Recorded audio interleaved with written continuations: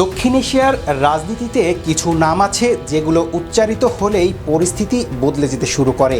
সাম্প্রতিক সময় ঠিক তেমনই একটি নাম ঘুরে ফিরে আসছে ভারতীয় সংবাদ মাধ্যমে, পরেশ বড়ুয়া। একই সঙ্গে আন্তর্জাতিক পরিসরে কিছু পর্যবেক্ষক ইঙ্গিত দিচ্ছেন বাংলাদেশ ও ভারতের সম্পর্ক একটি সংবেদনশীল বাঁকে এসে দাঁড়িয়েছে।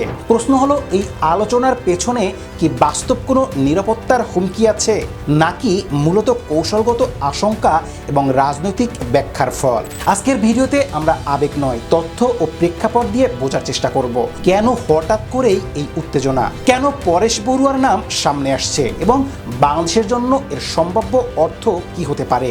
ডিসেম্বরের মাঝামাঝি সময়ে ঢাকায় একটি প্রকাশ্য সমাবেশে হাসনাত আবদুল্লাহর দেওয়া বক্তব্য থেকেই মূলত আলোচনার সূত্রপাত বলে মনে করছেন বিশ্লেষকরা। ওই বক্তব্যে ভারতের ভূমিকা এবং বাংলাদেশের জাতীয় স্বার্থ নিয়ে কঠোর ভাষা ব্যবহার করা হয়। কূটনৈতিক দৃষ্টিকোণ থেকে এই ধরনের বক্তব্য শুধু অভ্যন্তরীণ রাজনৈতিক বার্তা নয়, বরং প্রতিবেশী রাষ্ট্রের নীতি নির্ধারকদের কাছেও একটি সংকেত হিসেবে বিবেচিত হয়।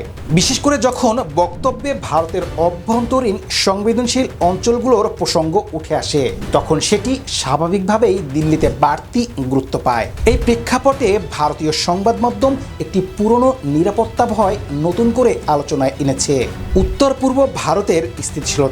ভারতের কাছে এই অঞ্চল কেবল ভৌগোলিকভাবে দূরবর্তী নয়, কৌশলগতভাবেও অত্যন্ত নাজুক। একটি সরু করিডোরের উপর নির্ভর করে এই পুরো অঞ্চলের যোগাযোগ ব্যবস্থা, যাকে নিরাপত্তা বিশ্লেষকরা দীর্ঘদিন ধরেই একটি দুর্বল সংযোগ হিসেবে দেখে আসছেন।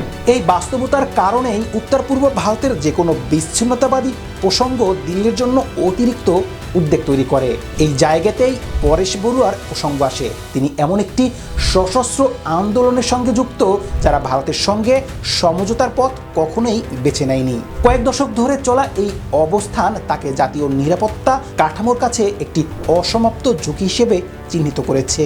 বিশ্লেষকদের মতে পরেশ বড়ুয়া ব্যক্তি হিসেবে যতটা না গুরুত্বপূর্ণ, তার চেয়ে বেশি গুরুত্বপূর্ণ তিনি যে ধারণার প্রতিনিধিত্ব করেন, একটি ভৌগোলিক ও রাজনৈতিক পুনর্গঠনের দাবি।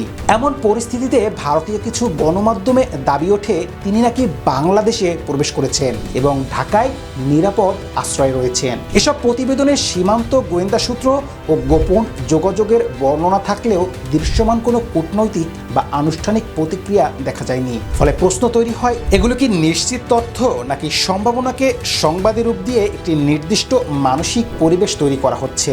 আন্তর্জাতিক রাজনীতিতে এমন নজির রয়েছে যেখানে আগে মিডিয়ার মাধ্যমে আশঙ্কা প্রতিষ্ঠা করা হয়, পরে সেই আশঙ্কার ভিত্তিতেই নীতি নির্ধারণ করা সহজ হয়। ভারতের এই আশঙ্কার সঙ্গে আরও একটি স্তর যুক্ত হয়েছে আঞ্চলিক শক্তির ভারসাম্য।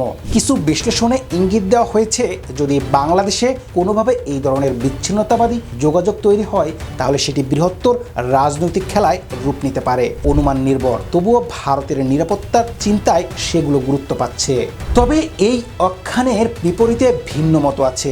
সংশ্লিষ্ট আন্দোলনের সাবেক নেতাদের কেউ কেউ স্পষ্টভাবে বলেছেন, বাংলাদেশের বর্তমান রাজনৈতিক ও আইনি বাস্তবতায় এমন ঘটনা ঘটার সম্ভাবনা অত্যন্ত কম। তাদের যুক্তি, বাংলাদেশে বিদ্যমান মামলাগুলো এবং রাষ্ট্রীয় অবস্থান এমন কাউকে সুরক্ষা দেওয়ার সঙ্গে সামঞ্জস্যপূর্ণ নয়। তাদের মতে এই ধরনের খবর মূলত আতঙ্ক তৈরি করার মাধ্যমে ভবিষ্যৎ চাপের ক্ষেত্র প্রস্তুত করতে পারে। এই বহির্মুখী উত্তেজনার পাশাপাশি দেশের ভেতরের পরিস্থিতি নিয়েও সতর্কবার্তা শোনা যাচ্ছে। কিছু অনুসন্ধানী সাংবাদিক ও বিশ্লেষক মনে করছেন, অভ্যন্তরীণ রাজনৈতিক বিভাজন, এই অস্থিরতা যদি বাড়তে থাকে, তাহলে বাইরের যে কোনো চাপ আরও কার্যকর হয়ে উঠতে পারে।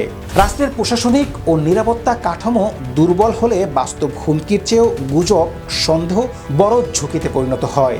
এই সময়ে দুই দেশের মধ্যে কূটনৈতিক উত্তেজনার ঘটনাও সামনে আসে। প্রতিবাদ, পাল্টা অভিযোগ এবং সামাজিক মাধ্যমে বাড়তে থাকা উত্তপ্ত ভাষা, এগুলো আলাদা আলাদা ঘটনা মনে হলেও বিশ্লেষকদের মতে এগুলো একই বৃহত্তর অনিশ্চয়তার অংশ, যেখানে ভুল বোঝাবুঝি দ্রুত পরিস্থিতি জটিল করে তুলতে পারে।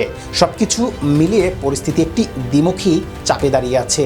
একদিকে অভ্যন্তরীণ স্থিতিশীলতা রক্ষা করার চ্যালেঞ্জ, অন্যদিকে প্রতিবেশী শক্তিশালী রাষ্ট্রের সম্ভাব্য কূটনৈতিক বা রাজনৈতিক চাপ। ইতিহাসে বলে পরিস্থিতির সবচেয়ে কার্যকর সমাধান হলো সংযত ভাষা, শক্ত রাষ্ট্রীয় কাঠামো এবং জাতীয় ঐক্য। কারণ রাষ্ট্র যতটা ভেতর থেকে শক্ত বটে, বাইরে ন্যারেটিভ ততটাই দুর্বল হয়ে পড়ে। এই বাস্তবতায় বাংলাদেশের জন্য সবচেয়ে বড় প্রশ্ন একটাই, এই উত্তাল সময়কে কি উত্তেজনা দিয়ে মোকাবেলা করা হবে নাকি কৌশলগত স্থিরতা দিয়ে? উত্তরটা হয়তো ভবিষ্যতের সম্পর্ক ও আঞ্চলিক স্থিতিশীলতার দিক নির্দেশনা ঠিক করে দিবে।